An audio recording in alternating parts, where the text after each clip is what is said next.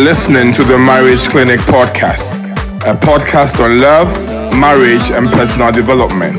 Our purpose is to inspire and equip you with knowledge and skills to enable you to have lasting and fulfilling relationships. Now your host, Joshua Mulgrew.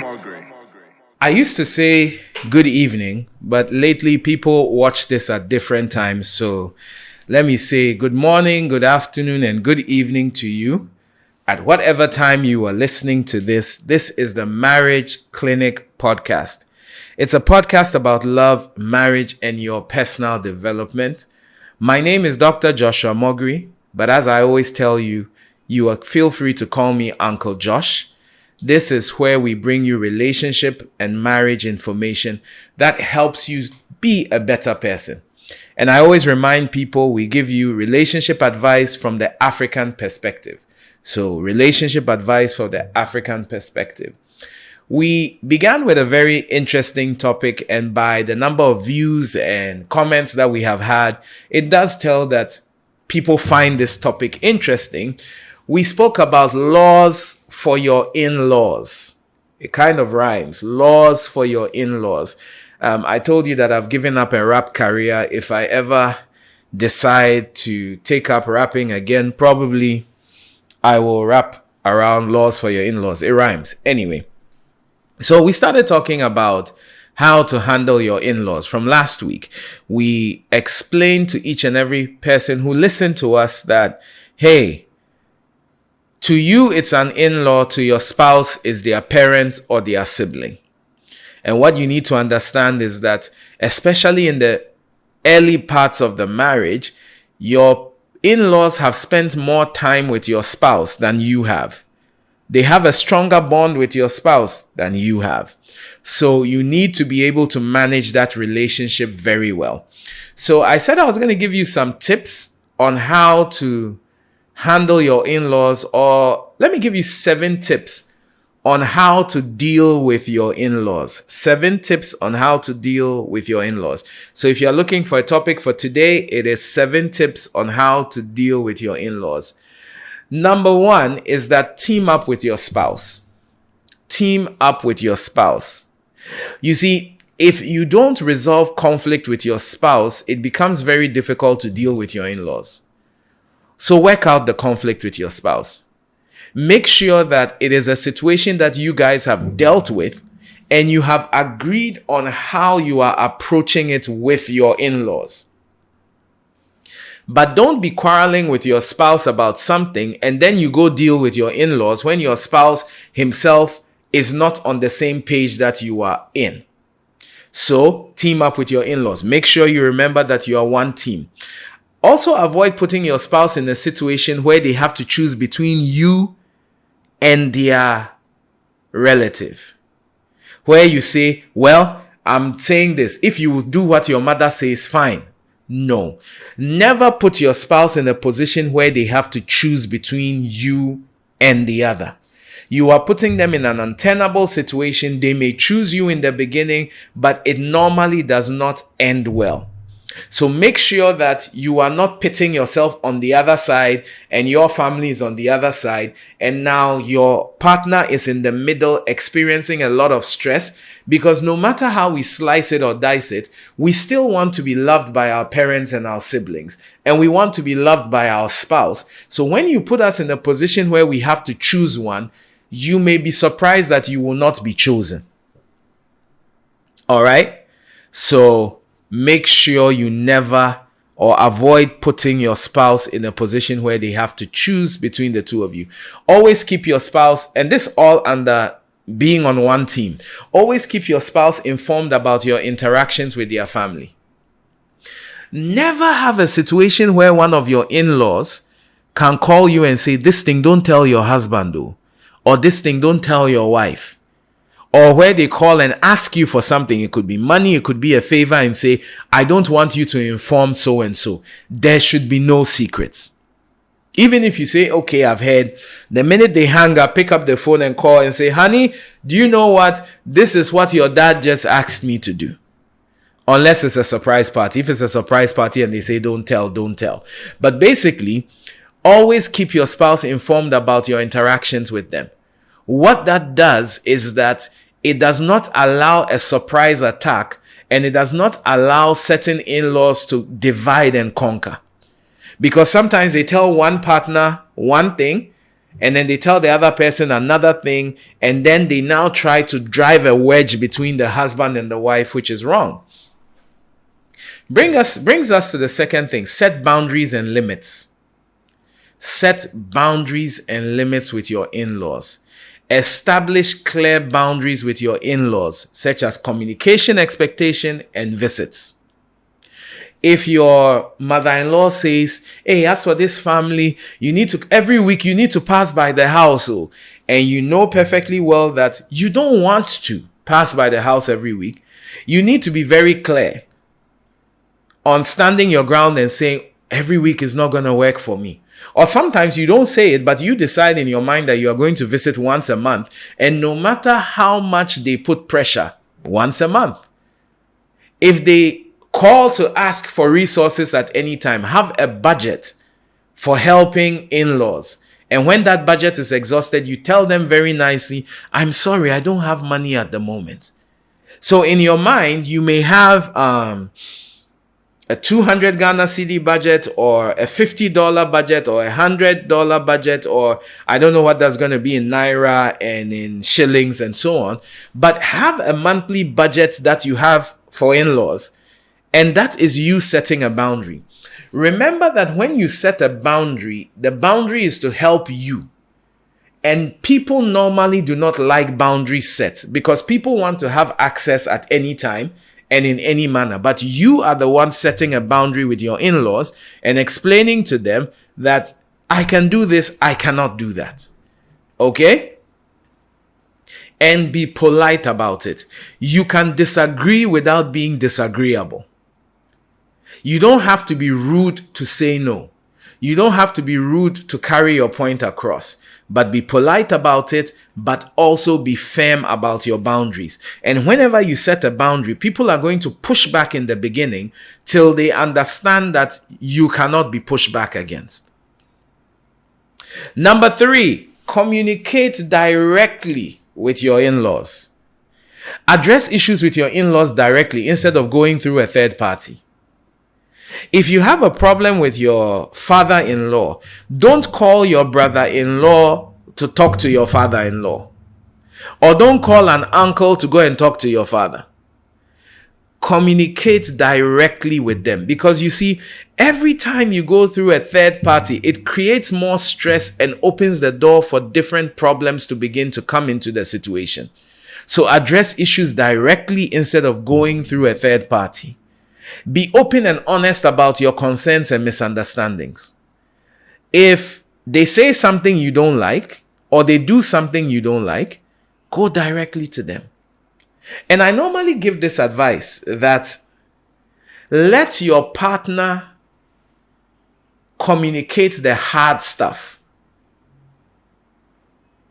So for instance, if every month there's a budget for your mother-in-law, and your wife, let your wife be the one who sends the money. If there's a situation about maybe a trip the family wants to have that you guys don't want to be a part of, let the one who is related to the in-law speak. Agree as a unit.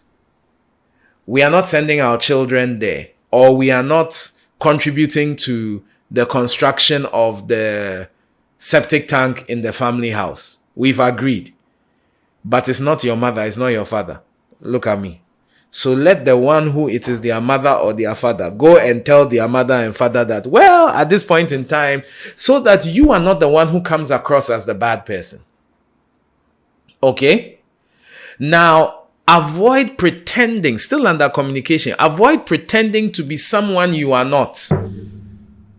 I've seen situations where when the in-laws come to visit, then the wife will come and fetch water. When she serves the husband, she puts water on the table for him to wash his hands. When he comes home, she comes to remove his shoes. And the husband is surprised because this has never happened before. Don't pretend to be something you are not. Don't pretend to be overly humble if you are not overly humble. Be polite, but be yourself. Let your in-laws know who they are dealing with. All right? Number 4, embrace the uniqueness of your in-laws. Every in-law is different. My father-in-law is different from my mother-in-law. My mom is different from my dad. May his soul rest in peace. So you can't approach your in-laws based on how your friends told you their in-laws are. Certain in-laws you have will be talkative. Certain in-laws you have will be distant. Certain in-laws you have will call you only when there's a problem. Certain in-laws will call weekly. Whichever kind of in-law you have, understand that in-law and deal with them. Don't say, as for me, my mother calls me every week, but your mother does not call me. No. Whenever my family, we always go on Sunday to go and eat fufu and abenkwai. No. There's uniqueness. Some families only talk when there's money issues. Somebody has died. How much are we contributing? This person is going to school. Some people, their interactions are only money. Other people's interactions are emotional. How are you doing? What's been going on? Tell me what's going on in your life. In-laws are separate and they are different. Deal with them accordingly. Number 5, learn to cool off. You see, when there's a problem with your in-laws, don't force yourself to settle it that same day. Give your in-laws space when needed to resolve issues and create room for mutual appreciation. So sometimes when there's a misunderstanding, just take a step back. Let everybody breathe. Let life begin to happen. And then you can come back to deal with the issue. Give your in-laws space when needed to resolve issues and create room for mutual appreciation. I said that earlier. Remember that absence can make the heart grow fonder. Let me give you a little advice, especially when you get married first. It's better to be a bit distant from your in-laws, and as you get to know them, you warm up to them, than to rush to be so close to them and realize you really don't like them that much, and now pulling back is a problem. So, gently build relationship with in-laws instead of rushing into an intimate relationship you may struggle to get out of. Okay. I have 2 more and wow, this is going to be a long one. Be mature. Understand that your in-laws aren't your parents and may have different rules and expectations. My mother does it like this, doesn't work with in-laws. My father does it like this, doesn't work with in-laws. They are not your brothers. They are not your sisters. They are not your mothers. They are not your fathers. They are your mother-in-law, your father-in-law, and your sibling-in-laws, if there's a word like sibling-in-law. So remember that. Okay? So understand that. Compromise on minor matters and negotiate on the important ones. Don't quarrel about the meal that should be cooked. Don't quarrel about little things like what you people are wearing for the outdooring or for the funeral. No. But negotiate on things like contribution towards capital intensive projects. And the last one I will say before we go to Ask Uncle Josh is be kind. Always be kind. Choose kindness even when it is challenging. Choose kindness when they are rude. Choose kindness and being polite even when your in-laws are not treating you well. When in doubt, say something nice or simply smile and remain quiet. We've run out of time. This is the Marriage Clinic Podcast, a podcast about love, marriage, and your personal development. We will be back with Ask Uncle Josh. See you soon.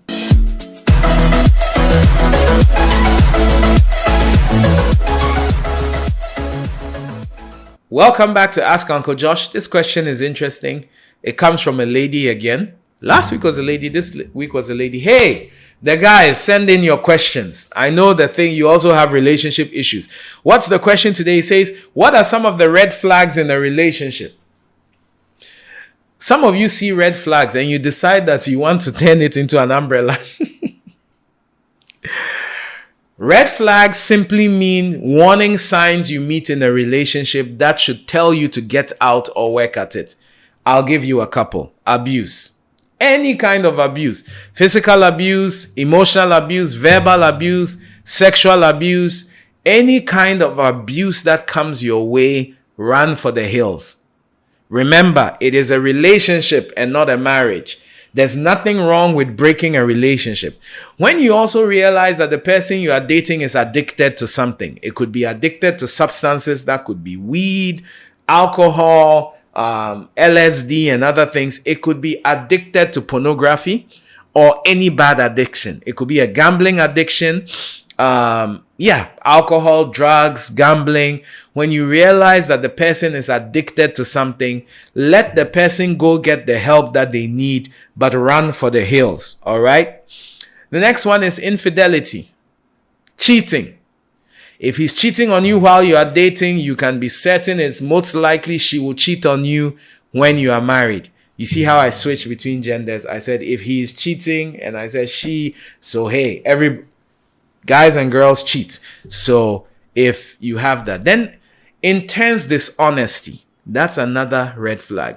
When the person cannot just tell the truth. Who is he? He's my cousin. Meanwhile, they are not related by blood. Where were you? Oh, I'm in my hostel. Meanwhile, she's on the way to Kumasi. I mean, when you realize that the person you are dating simply cannot put two true sentences together, you have a problem. And the last but not the least is disrespect. If the person you are dating does not respect you and treats you like they are doing you a favor by dating you, it's a red flag. That has been Ask Uncle Josh. It's been great being with you. Please do share this, like it, tell a friend to tell a friend about all that we are doing here. God bless you, and we'll be back next week with another series. Take care.